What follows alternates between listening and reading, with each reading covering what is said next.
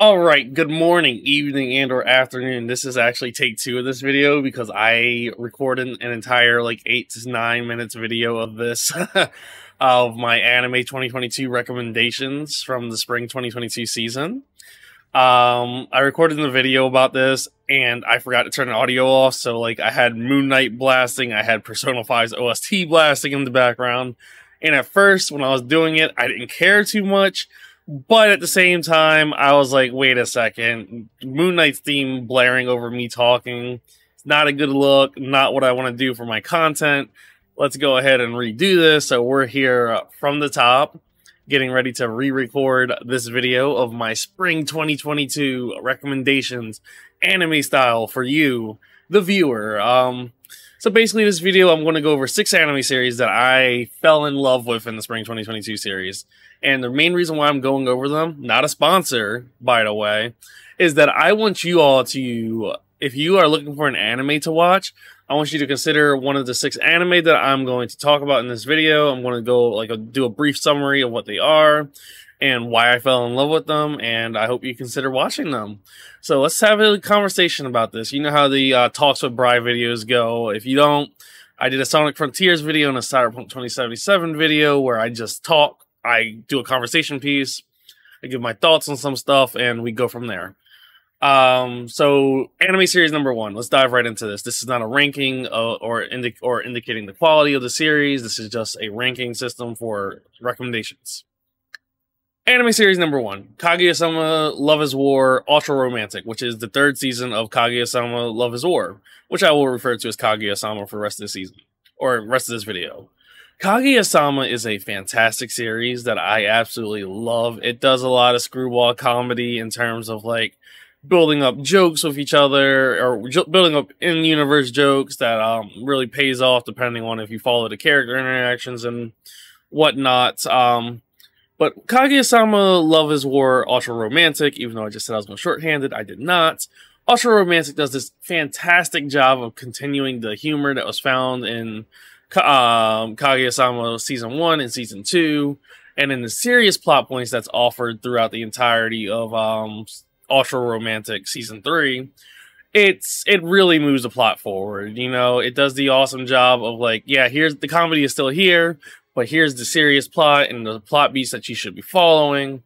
And the animation for Kaguya-sama was really beautiful. You know, there was never a moment where I wasn't bored of the style that was present in it. And in the background, I'll have some of the opening pulled up and not actual clips because I don't want Crunchyroll coming after me. But you know, even though the opening should probably get me got, but that's neither here nor there. So Ultra Romantic, I'm not going to give it a score or rating like that. If you loved the first 2 seasons of Kaguya-sama, you will love Ultra Romantic. If you are interested in Kaguya-sama as a whole, the quality that the first 2 seasons deliver on is like kept up with Ultra Romantic, making it one of the best anime to watch in spring 2022. Anime series number 2 that we're going to talk about is Skeleton Knight in Another World. Now, Bry, why are you recommending them an isekai anime? I know how people feel about isekais. I know it's an oversaturated market. I know Japan loves isekai. There's an isekai for everything out there. I get it. Trust me. I understand. I'm a fan of isekai. My favorite is ReZero, Starting Life in Another World, which just makes me winded just even naming it. But Skeleton Knight in Another World, while the story is I won't say it's bare bones. It hits the tropes of being a fantasy story about the party going around trying to free enslaved elven people and defeating fantastical beasts and beasts of fantasy and stuff like that. Skeleton Knight in Another World follows Arc, who is, I've noticed the anime community attributes him to being What If Ainz from Overlord was good. And that's fair. I think that's a fair assumption. Arc is an individual who gets teleported from his world to the game world, which becomes his real world. And he becomes a Skeleton Knight, who is incredibly overpowered. He has access to high magic, but he's terrible at sword fighting, but he makes up for it with magic. And if you're not a fan of the power fantasy of isekai, I wouldn't recommend it there. But it's not the power fantasy aspect of it that's really appealing, in my opinion. It's the party dynamics that you see. In Skeleton Knight in Another World, I was about to say Ainz, oh my god. Ark himself is found traveling with a little spirit companion, a dark elf woman named Ariane, and a ninja shinobi style character who comes and goes in the party. She's not like a mainstay. But their interactions together and their journey is almost like Pokemon, right? Where it's like Ash, Brock, and Misty traveling around, and they're seeing minor incidents happening while they're still working on the main plot. You know, and that kind of like storytelling really welcomes character interaction and introductions with each other. And I loved it. I was a huge fan of it. Wasn't expecting to be such a huge fan of it because of it being an isekai. But Skeleton Knight in Another World sticks its landing as an isekai series that was fun to watch from start to finish, making it number 2 on my list of anime that you should watch. Number 3, let's hop right into number 3. Spy X Family. You know Spy X Family, I know Spy X Family, my mother knows Spy X Family, everybody knows Spy X Family. English. Spy X Family is about Lloyd Forger, Yor Forger, and Anya, a found family trope that is found in the series, as they come together, or as Lloyd Forger, a undercover spy, is trying to come together to prevent the world from ending and protect world peace. This series is a comedy. It's wholesome. I love it. It's the found family trope that I love in Guardians of the Galaxy, of everybody coming together to work together for one common goal. And it's really beautiful to watch. I don't have much else to say about it besides it being an incredible series. I highly recommend it. The first core wrapped up. If you don't know what a first core is, that's 1 through 13. The second core will be airing in, I believe I read, October of 2022. So you have plenty of time to watch that. So my fourth series, now this is a fun one. Ya boy Kong Ming, as in the military general Kong Ming.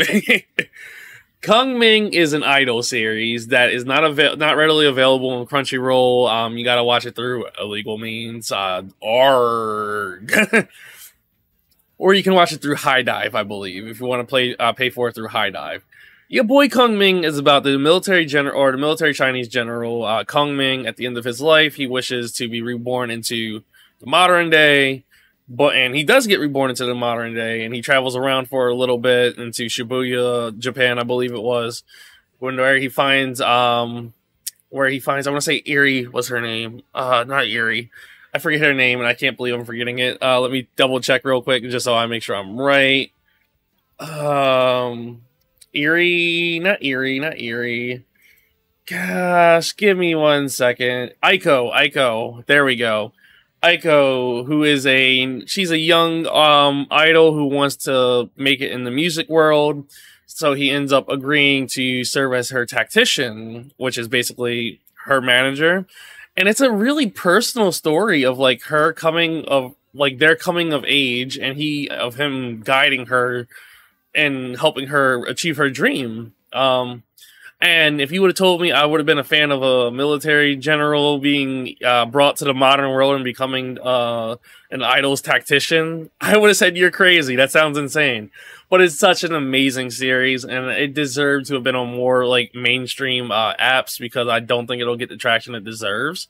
But if there's anything you should watch, it's Ya boy Kong Ming. It is absolutely beautiful. I've had the opening playing in the background from time to time, and I highly recommend it.